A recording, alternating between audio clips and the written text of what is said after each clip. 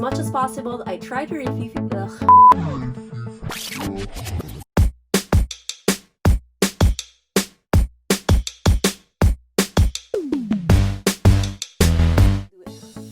Hi guys, I'm Tyne and welcome to another episode of Tiny DIYs, where I talk about crafts and do-it-yourself hacks. If you're just like me and you enjoy eating sweets, you probably end up with a lot of candy wrappers that you just throw in the trash. And we don't want that. As much as possible, I try to refuse packaging or find ways to reuse it.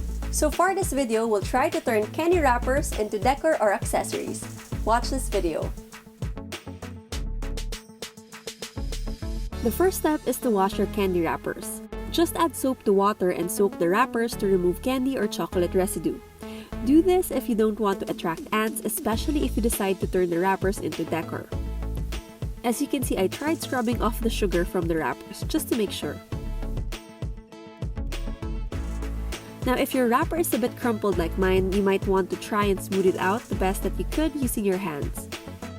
If you have a wrapper that's square like what I have, you should fold them in half and cut them so you get a rectangular piece, which is what this folding technique requires. Once you have that rectangular piece, fold it crosswise.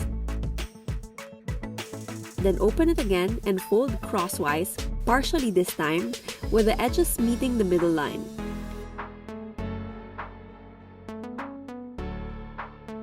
Fold it crosswise further with the edges meeting. Now fold that narrow strip of wrapper lengthwise. Open that, then fold it partially lengthwise with both edges meeting the middle fold. Then fold lengthwise for the last time, and that's your building block.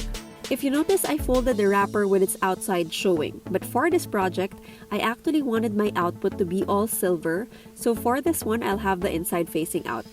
Here's another angle and a closer look at how I folded my wrappers. Fold crosswise so the printed sides are together, then fold crosswise again with the edges meeting the center fold. I'm taking my time here to smooth out the edges so it folds nicely later. Fold crosswise one more time to end up with a narrow strip of wrapper. Then it's time to fold it lengthwise. Fold partially again with the edges meeting the center, and then fold lengthwise one last time. Before we move on to more folding, let me just prepare my wrappers by cutting them all into rectangles. In case you're wondering, this candy is a local brand from the Philippines, the kind that kids buy from the corner store. It's our family's guilty pleasure, so don't worry, I did not eat all of these just to make this week's craft project. Now that you have your rectangles, it's time to start folding.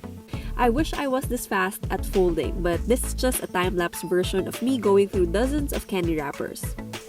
It's a lot, but making stuff with your hands is quite therapeutic for me, which is why I started crafting a couple of years ago. I work on my computer all day, so it's very satisfying when you get to create stuff in the real world. Now, in the middle of folding, I realized that I needed my strips to be narrower, so it would be easy to attach together.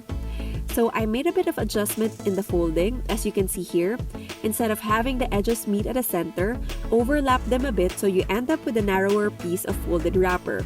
Do this only if your strip is not as narrow as you want it to be.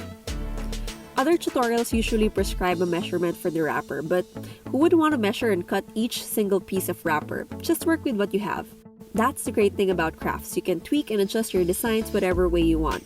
On my downtime, I watch a lot of Netflix, so I usually just do this stuff while watching one of my favorite series, in this case, Suits. A tip for fellow crafters, choose a series that is dialogue heavy and not action-packed, so you don't need your eyes glued to the screen. Instead, you can focus on what you're doing with your hands. Next thing you know, you're done folding all your candy wrappers into a not-so-neat pile on your desk. Now that you have your folded wrappers, it's time to link them together. Start with two pieces, the first piece with the two folds facing downwards and the second piece facing sidewards or towards the other piece. Interlink the folds like this. Now link the third piece to the second piece. Here's the tip.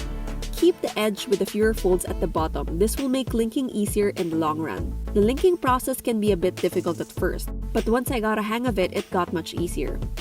So now you have a small zigzag. Let me just make sure the pieces are inserted snugly so they don't unravel later. and then you continue building on what you already have. Link the fourth piece by inserting its fold into the third piece.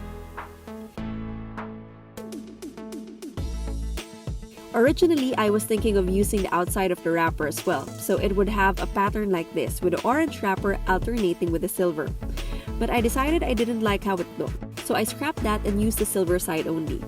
To be honest, when I started working on this, I really did not know what I wanted to make. A lot of people make purses, but I didn't want to copy them, and I didn't have a zipper on hand to make an actual purse. So after making a bunch of strips made of wrappers, I spent some time figuring out the different shapes I can make. I initially thought of making a bowl, but I couldn't figure out how to make a circular base, although the sides would be easy. It would have been nice to have a bowl or dish for candies, since I could call it the candy bowl.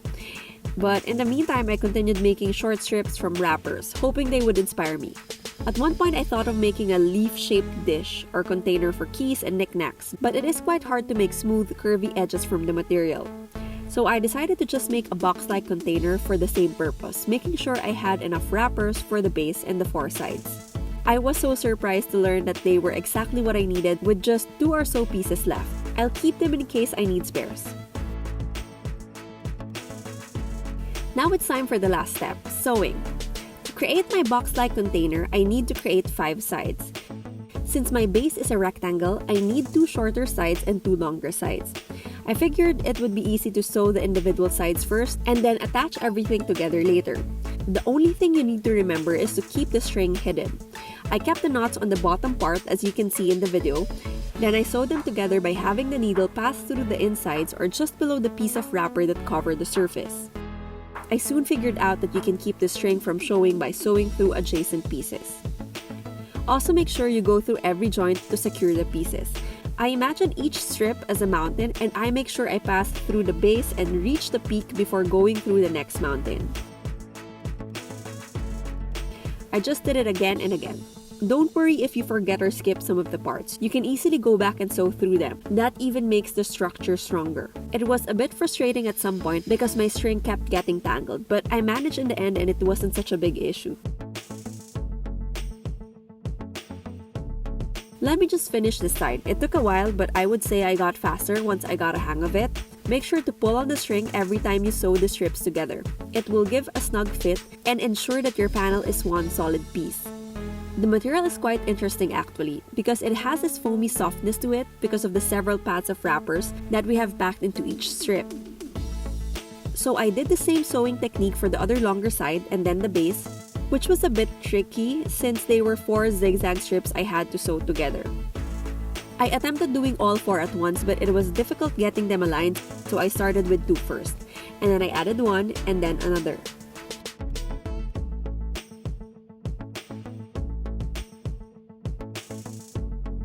And then I moved on to the other sides to complete my panel. Just let me speed through this video so you see the whole process. Once sewed together, the panels looked quite nice. Each zigzag strip fit snugly into the adjacent strip. When I was satisfied with the panels, I started figuring out how to build the box. Initially, I was thinking of sewing the side panels together first, but because of their zigzag shape, they actually won't fit well on their sides, so I had no choice but to start with a base. I used the same sewing technique, making sure most of the string was hidden. Because I was scared of ending up with a lopsided box, I didn't tug onto the strings that much, so the panels were loosely tied together. I just wanted to make sure that the sides could stand. I did that until all 4 panels were connected to the base and to their sides. Once that was done, I started sewing the edges again, this time much tighter to give them that snug or close fit. Tying the knots was a bit of a challenge, but what I did was tie a string together and sew the excess through the strips before cutting them to keep everything hidden. And finally, I'm done! Let me tell you, it's very satisfying to see my container done. I think it looks quite nice. Maybe next time I'll use the outside of the candy packaging, but for this one, I prefer the silver inside since I really don't like the color orange. But I think there's a lot you can do with color if you use different packaging. I hope you enjoyed this tutorial. My goal is to inspire you to think out of the box, although I made a box this time.